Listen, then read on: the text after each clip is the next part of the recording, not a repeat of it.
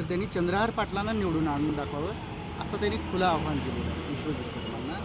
नेमकं साहेब आता त्याच्यावर डॉक्टर बाळासाहेब कदमच बोलू शकतील, मी त्याच्यावर बोलू शकणार नाही. पण वाघ कसा शिकार करतो हे राऊत साहेबांना कदाचित माहीत नाही. त्यामुळे राऊत साहेब म्हणतात की वाघ दडून लपून करत नाही. वाघा कधी त्यांनी एखाद्या जंगलात जाऊन किंवा BBC वर एखादी डॉक्युमेंटरी नॅशनल जिओग्राफिकची बघावी, वाघाचे ट्रेट काय आहेत. तर वाघ संधी बघून निश्चित झडप मारतो, हे वाघाचं पद्धत आहे. आता ह्यांनी दुसऱ्याला चेतावणी द्यायचं बंद करावं. त्यांनी का ही सीट मागितली, कुठल्या आशेने मागितली, आता त्यांना सगळं लक्षात आलेलं आहे. कुणाच तरी ऐकून ते इथं आले आणि आता ती मतं त्यांच्या पद्धतीनं न मिळताना त्यांना आता कळलेलं आहे. म्हणून कुठेतरी कुणाला ते चॅलेंज करायचं, काहीतरी करायचं. शेवटचा म्हणजे अगदी डेस्परेट अटेम्प्ट जो म्हणतो तो त्यांचा चालू आहे.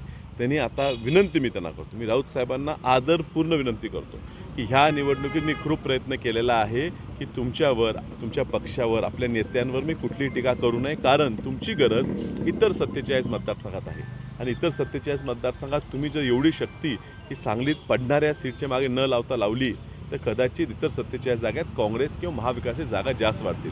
तर विनंती आहे, तुम्हाला यश मिळालं भांडून तिकीट मिळवण्यात, पण निवडणुकीत मतं मिळण्यात तुम्हाला यश मिळणार नाही आहे. ही ताकद आता तुम्ही दुसरीकडे वापरायला सुरू करा. चंद्रहारांच्या ऐवजी विशाल पाटील निवडून आल्यावर विश्वजित कदम वाघ राहतील. सर, विश्वजित कदम वाघ आहेत आणि वाघ राहतील. ह्या निवडणुकीचा निकालात त्याशी काही संबंध नाही. हो, त्यांना घेरण्याचा प्रयत्न झालेला आहे आणि त्यांना घेरण्याचा प्रयत्न झाल्यामुळे जनता नाराज झालेली आहे आणि त्यामुळे त्यांच्या कदाचित इच्छेविरुद्ध, त्यांच्या सांगण्याविरुद्ध लोक जाताना दिसतील. त्याचं कारणच हे आहे की त्यांना तुम्ही निष्कारण बदनाम करायचा प्रयत्न केलेला आहे. जयंत पाटलांनी सांगितलं आहे की विश्वजितनं की तुम्ही स्टेजवर एक आणि खाली एक पूर्ण का नसेल तर माझा हा शेवटचा नमस्कार असेल.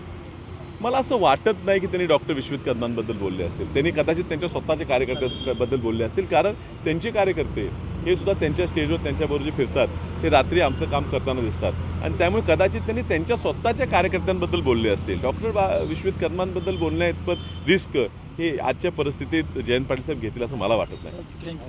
थँक्यू.